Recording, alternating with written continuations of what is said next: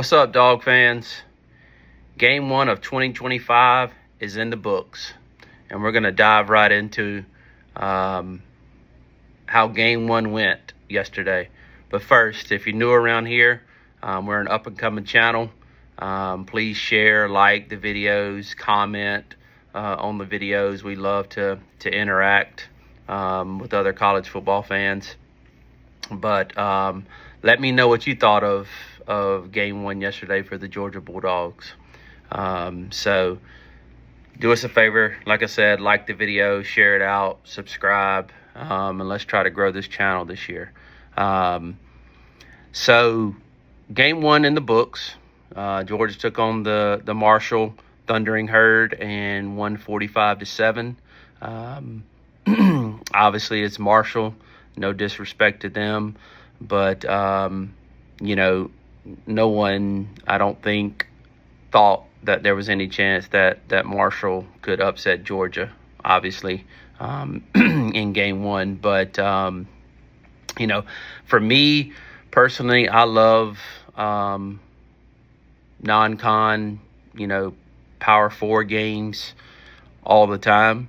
And obviously we've gotten those in the past few years. However, if there was ever a year where Georgia didn't start off with a non-con Power 4 opponent, their first few games of the year, this would be the year that, you would want that to happen. Obviously a lot of new pieces, Gunner's, first year as a true starter. Obviously you had to start against Notre Dame, but, just a lot of different things, new wide receiver group, offensive line kind of revamped. So, we'll take it. Overall, I think, Georgia obviously played well. We can talk about the offense, first. Gunner, I think he was, 14 for 24. He had 190 yards, 2 passing touchdowns, QBR of 99. So, about what, I would kind of expect from a Marshall game. I don't think that offensively they opened up the playbook. I don't think they were going to show all their cards in the first game. I think it was, in my opinion, more of a let's get comfortable. Let's try to establish something with the run game, and just kind of dominate that. And with that, obviously 239 rushing yards for the game. Obviously Gunner led that with 73 yards, and you had Dwight Phillips, who actually led the running backs with 60 yards rushing. So he had 1 touchdown. Gunner had 2. Dwight averaged 12 yards a carry. So that's pretty good. So for me, after watching Game 1, a lot of people overreact in Week 1.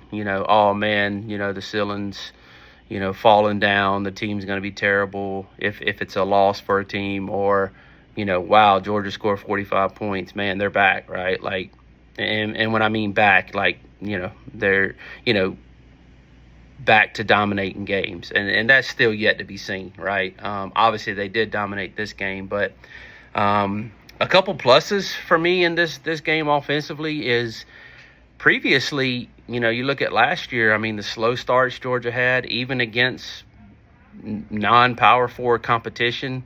Barely scoring points in first quarters, not scoring even a lot going into halftime, trailing. Just a lot of things like that happened last year, whereas in this year, they came out hot. They came out scoring, driving the ball, established the run very early, and then they had a couple possessions there closer to the end of the first half where, bogged down. So, I think Gunner's play, obviously we saw what he is capable of doing with his legs. A couple instances where he had to make a play, avoid a sack, got out of the pocket, picked up some yards. Obviously a couple, play action, quarterback option type plays where, hey, he's going to see what the defense does, and they either A, hand the ball off, or B, use his legs and score. And obviously that's what happened on the 2 touchdowns, right? So you can obviously see that. Not a, from a wide receiver standpoint,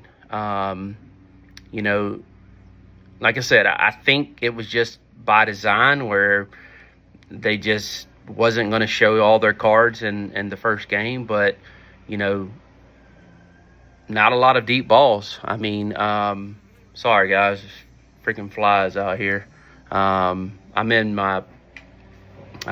my setup still finished and stuff like that. So, it's not all come together yet, but, not a lot of explosive plays. I mean, you had Zachariah Branch who, had that pass that he caught, behind the line of scrimmage and took it to the house for 46, 47-yard touchdown, whatever it may be. But, I mean, downfield, I think they targeted Noah Thomas one time in a deep ball.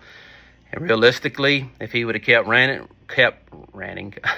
if he would have kept running, he potentially could have caught that ball. But you saw Colby Young get a catch. So didn't see Noah Thomas get a catch. London Humphreys caught some balls. Oscar Delp, the big freshman tight end, Williams, I think I'm saying that right. He had a touchdown, which was thrown by Puglisi. So, offensively, I think it was pretty good. I did like to see them establish the run early, and it wasn't anything flashy, right? So offensively, more concerning for me offensively is the offensive line. Ernest Green and Gasson both went out injured. Last I checked this morning, still really no update on them. And to be completely honest, and I know Ernest Green didn't play very well last year, but, he has played decently in the previous years. But, we have got to make sure that our offensive line is good this year. I mean, you know what I mean? Like they've got to stay healthy for that unit to continue to gel. But you saw when Ernest Green was out, Gasson was out, then they started rotating in some guys. Marshall was getting a little bit of a push, and the run blocking was a little bit, scarce. So for me, more concerning, and it's the most concerning for me even before the season began, is how is the offensive line going to play? Because at the end of the day, if they play like they did last year, it's going to be another long season. So hopefully, those guys are just maybe nicked up a little bit, and they'll be good to go by the Tennessee game. I mean, obviously next week we play Austin Peay, so in my opinion, I would sit them, rest them, get some more younger guys in there to get some actual game playing experience, because we don't know if we're going to need them down the stretch. So that's offensively. Defensively, I think defensively they played really well. I mean, obviously when your second and third stringers got in there at the end of the game, they gave us some plays, that sort of thing. Obviously we didn't hold them to a shutout. And once again, Georgia didn't cover the spread, which very rarely do they ever cover the spread. So if you're a betting type person, good thing you didn't pick them to cover the spread. But defensively, I think they played really well. I think this defense can be, a tad bit, a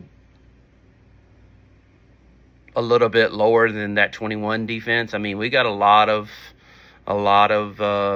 talent on that defensive side of the ball.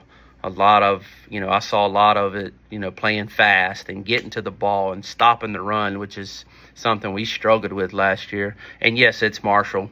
But to see them get penetration on the defensive side of the ball and stopping that run early was really good to see. If I'm not mistaken, I'm pretty sure Zion Branch, who was a transfer, which is Zachariah's brother, right? he led the team in tackles. I'm almost certain.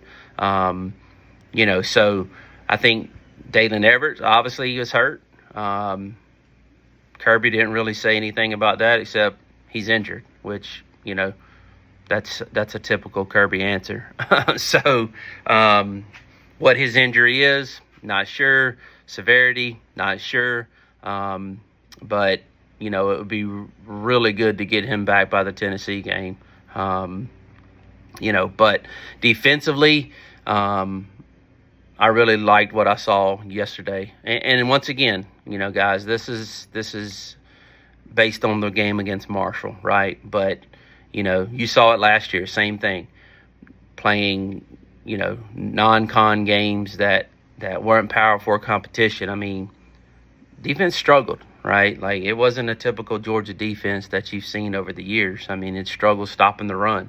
So, really good to see that. Concerning for me on the defense, no sacks. We got no sacks yesterday. We did have, I think, 3 or 4 tackles for loss. But, you really didn't see, you didn't see any sacks. So that was a little bit concerning to me. Obviously the linebacking core, they played really well. CJ, Chris Cole, Raylan Wilson. I mean, those guys played really well. KJ Bolden with a block punt, All-American. I mean, so he's making plays on special teams too. So, at the end of the day, it's the first game of the year. It was against Marshall. Like I said, I don't think they showed all their cards. But hey, a win's a win. Georgia's 1-0 to start the 2025 season. And we'll get ready to play Austin Peay next week.